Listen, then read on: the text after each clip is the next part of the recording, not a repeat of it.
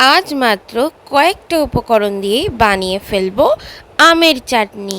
বাড়িতে হঠাৎ করে কোনো অতিথি এসে পড়লে এই আমের চাটনি কিন্তু অনায়াসে দেওয়া যায়। প্রথমে আমি কড়াইতে সাদা তেল গরম করে তাতে পাঁচফোড়ন দিয়ে দেব। এরপর দিয়ে দেব পরিষ্কার করে কেটে ধুয়ে রাখা কাঁচা আমের টুকরোগুলো। এরপর আম খুব ভালো করে নাড়াচাড়া করে দিয়ে দেব পরিমাণ মতো নুন আর চিনি। আমি হাফ চামচেরও কম নুন দিয়েছিলাম। এরপর দিয়ে দেব জল।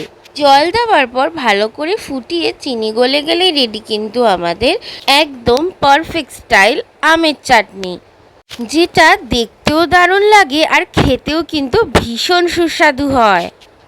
বাড়িতে চাটনি করার কোনো উপকরণ না থাকলে কয়েকটা কাঁচা আম দিয়েই কিন্তু এই চাটনি অনায়াসে করা যায়, আর এই চাটনি খেয়ে সবাই কিন্তু ধন্য ধন্য করবে।